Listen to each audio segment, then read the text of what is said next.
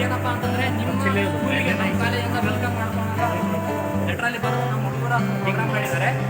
ಆ ಪ್ರೋಗ್ರಾಮ್ ಮಾಡಿರೋದು ಏನಾಗ್ತಾ ಇದೆ, ಈಗ ನಿಮ್ಮ ಮುಂದೆ ಪ್ರಿಂಟ್ ಆಗ್ತಾ ಇದೆ, ಅಂದರೆ ಎನ್ಗ್ರೇವಿಂಗ್ ಆಗ್ತಾ ಇದೆ. ಎನ್ಗ್ರೇವಿಂಗ್ ಈ ಮಷೀನಲ್ಲಿ ಎನ್ಗ್ರೇವಿಂಗ್ ಮತ್ತು ಕಟಿಂಗ್ ನೋಡ್ಬೋದು. ಕಟಿಂಗ್ ಅಂದರೆ ಕಂಪ್ಲೀಟ್ ಕಟ್ ಮಾಡೋದು, ಎನ್ಗ್ರೇವಿಂಗ್ ಅಂದರೆ ಮೇಲ್ಗಡೆಯಿಂದ.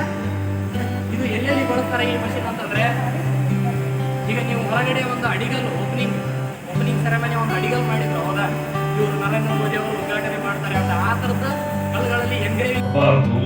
ಅವ್ರು ಅಕಸ್ಮಾತ್ ಬಂದರು ಅಂದ್ರೆ ನಮ್ಮ ಊಟದಲ್ಲಿ ಶೇರ್ ಹೋಗುತ್ತೆ.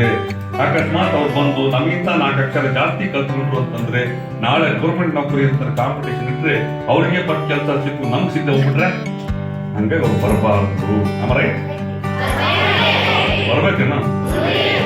ಯಾಕೆ ಬರ್ಬೇಕು? ಅವರು ಶಾಲೆಗೆ ಬರ್ಬೇಕಾ? ಬರ್ಲೇಬೇಕು ತಾನೆ? ಅದೇ ನ್ಯಾಯ ತಾನೆ? ಬರಕ್ಕೆ ಮಾಡಿ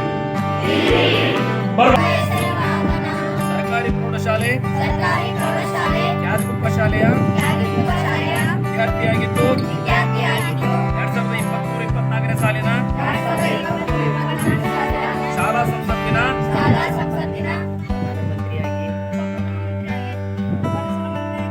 ಮಂತ್ರಿಯಾಗಿ